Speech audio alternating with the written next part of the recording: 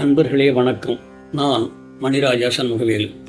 திருவேற்காடு ஸ்ரீ தேவி கருமாரியம்மன் அவர்களுடைய வரலாறு பற்றி பாருங்கள் பார்ப்போம். கருமாரியம்மன் தேவியின் வடிவம், பார்வதியின் மறுவுருவம். அவர் நாடோடி பெண்ணாக, பொறி சொல்லும் பெண்ணாக அலைந்து கொண்டிருந்த பொழுது சூரிய பகவான் அவரை ஏறெடுத்து பார்க்கவில்லை, உதாசீனப்படுத்தி விட்டார். எனவே சூரிய ஒளி மங்க ஆரம்பித்து விட்டது. மங்கிய சூரிய ஒளியை பார்த்த சூரிய பகவான் தன் தவறை உணர்ந்து அம்மனிடம் ஓடோடி வந்து வருந்தி மன்னிப்பு கேட்டுக்கொண்டார்.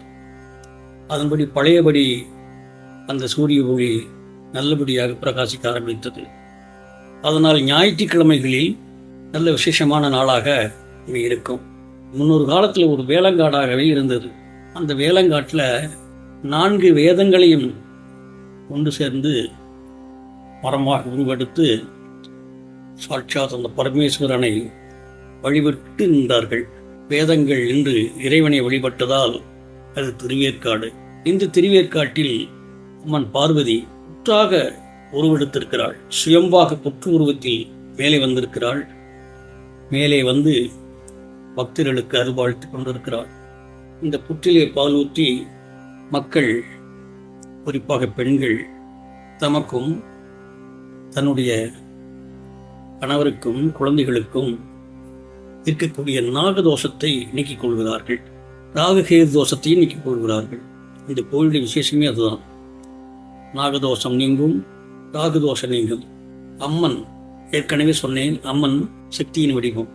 இங்கு மட்டுமல்ல, உலகத்தில் உள்ள அத்தனை அம்மனும் சக்தியின் வடிவம்.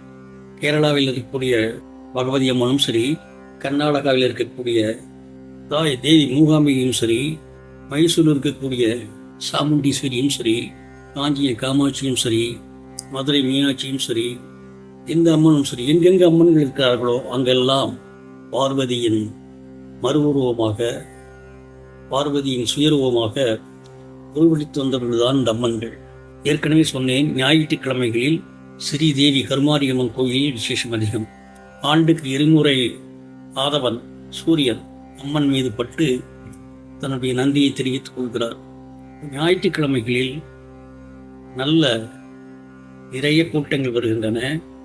விசேஷமாக அங்கே அம்மனுக்கு அலங்கரித்து அம்மன் தரிசனம் அளிக்கப்படுகிறது. அம்மனை எப்படி தரிசிக்கிறார்கள்?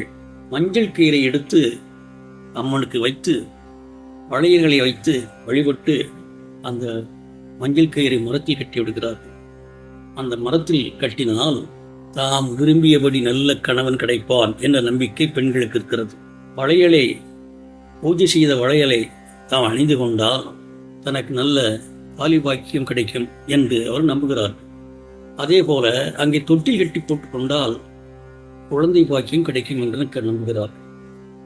ஆகவே அந்த தேவி ஸ்ரீ கருமாரியம்மன் அவர்களை வணங்கி வந்தால், அவருடைய அருள் கிடைத்தால் திருமணம் நடக்கிறது, குழந்தை பிறக்கிறது, தாலி பாக்கியம் கிடைக்கிறது, தொழில் விருத்தியாகிறது.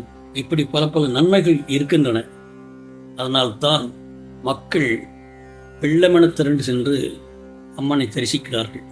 எல்லா செவ்வாய் ஞாயிறு 2 நாட்களிலும் கூட்டம் அதிகமாகும். எப்பொழுதுமே 5 மணிக்கு கோவில் திறந்துவிடும். இரவு 9 மணி வரையில் கோவில் திறந்திருக்கும். பூஜைகள் நடந்து கொண்டுதான் இருக்கும். நாம் எல்லோரும் வேண்டிக் கொள்வோம், அருள் கிடைக்கட்டும் என்று வேண்டிக் கொள்வோம். வணக்கம்.